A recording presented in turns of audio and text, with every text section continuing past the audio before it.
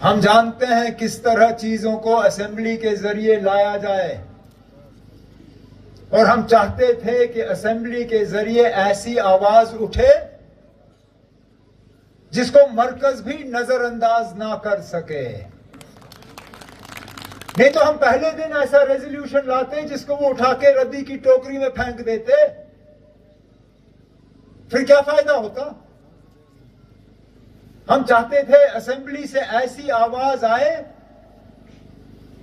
जो मरकज को कल मजबूर करे हमसे बात करने के लिए,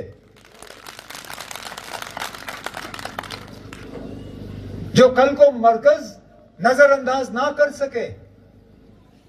और वो आवाज आपकी कल असेंबली ने बुलंद करके वो रेजोल्यूशन पास करके दुनिया को बताया कि हम क्या चाहते हैं और क्या हासिल करके रहेंगे। इसी तरह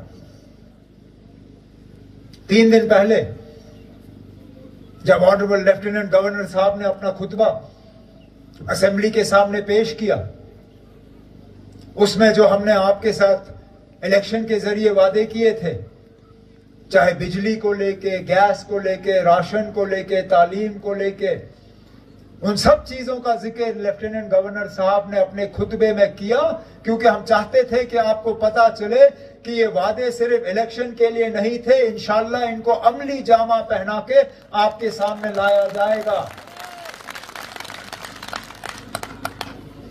हम वो लोग नहीं हैं जो हवा में बात करके भूल जाएं। हमने आपसे वादे किए हैं, उन वादों के बुनियाद पे हमने आपसे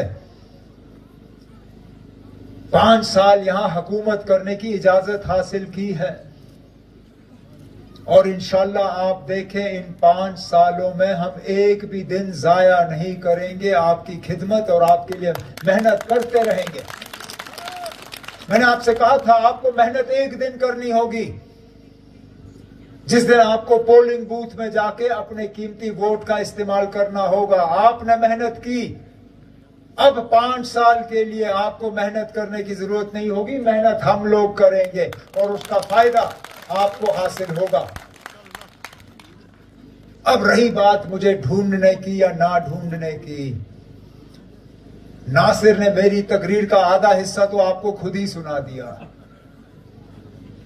आपको श्रीनगर मुझे आके ढूंढने की जरूरत नहीं होगी।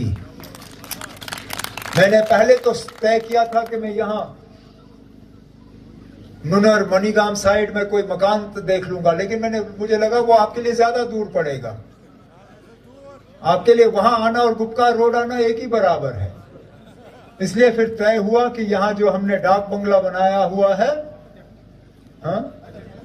फतेहपुरा में, मैं उसी को अपना घर और दफ्तर बना के वहां से ही आपको मिलने का काम करूंगा। हफ्ते में कम से कम एक दिन जनाब नासिर साहब वहां पे आएंगे, कम से कम 1-2 दिन मुदस्सिर शामिरी साहब आएंगे, और मेरी भी लगातार कोशिश होगी कि कम से कम हफ्ते में एक बार मैं वहां पे आके आप सबों से मिलूं, ताकि बातचीत का सिलसिला रहे, काम जो है चलते रहे, कॉन्स्टिट्यूएंसी में दौरा करने का मौका मिले। और जिस तरह नासिर ने सही कहा, नहीं तो हुकूमत में क्या हो जाता है, आपके और मेरे दरमियान एक फासला बन जाता है। मेरे लिए बहुत आसान था सीधा गाड़ी से उतर के यहां स्टेज पे चढ़ के अपनी कुर्सी पे बैठना, लेकिन मैं वहां आया सिर्फ इसलिए क्योंकि मैं चाहता था कि मैं आपके साथ हाथ मिलाता रहूं, आपके साथ गले लगता रहूं, और ये दूरी ना बने।